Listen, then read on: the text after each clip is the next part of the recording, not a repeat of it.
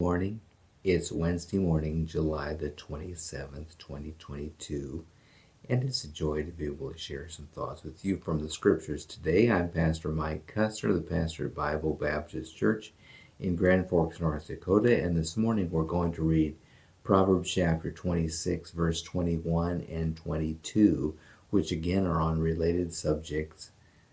Proverbs chapter 26, verse 21 and 22 say this: As coals are to burning coals and wood to fire, so is a contentious man to kindle strife. Verse 22 says, The words of a talebearer are as wounds, and they go down into the innermost parts of the belly. And the one who is kindling strife, or the one who's a talebearer, is kind of the subject we talked about yesterday. And from Proverbs chapter 26, verse 20, verse 21 and 22 kind of cover the same ground. And the admonition there is, don't participate in that sort of thing. You can wound and seriously injure other people by such words, by such activities. James chapter 3 talks about the tongue being an unruly member, and the tongue is that last member that comes under control of the character of the Spirit of God when someone is being controlled.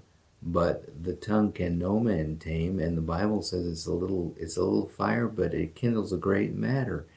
And a talebearer is somebody who is carrying fabricated stories about other people, and often can cause great serious damage, and they'll be hurt deeply by such stories, especially if they consider this person to be their friend on some level.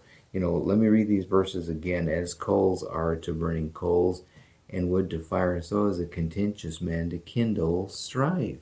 A contentious man acts just like a fire, acts just like coals and burning wood in a fire. It is his nature, because he's a contentious person. It's his nature to kindle strife, and he delights in that. And that's not the kind of person that you want as a regular companion or a friend, somebody who delights in creating strife and contention among people. And then verse 22 says, The words of a talebearer are as wounds, and they go down into the innermost parts of the belly. They strike hard and deep. And so don't be one who will be using hurtful language about other people, and don't be fabricating stories. Don't be making up stories. Be a talebearer about them.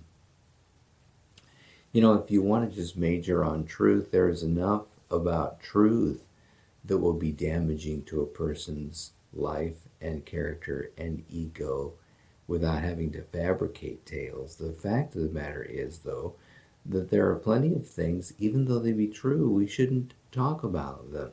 It doesn't do any good. It's not edifying. It doesn't build anybody up. All it does is tear someone down, to repeat even sometimes the truth sometimes. Oh, but I'm just repeating what I heard, and I know that it's true. There's no reason to repeat it. Here we talked about gossip a few days ago, and there's no point in a third party becoming involved in somebody else's strife, in somebody else's business. There's just no point to it.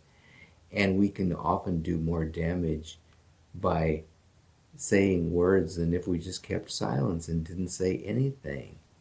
It's far better to let their business be their business and not claim somebody else's cause.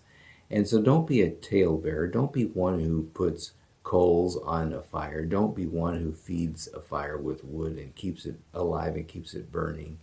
Don't be one who creates deep hurt in other people's lives by repeating stories. Sometimes you have to make up something bad about someone in order to have something negative to say about them. And those things hurt deep. False accusations really do hurt.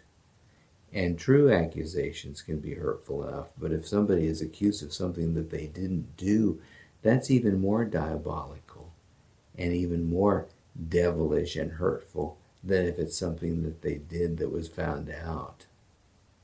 Don't engage in that kind of conversation. use words that are edifying and build people up instead of ones that tear others down. God bless you today.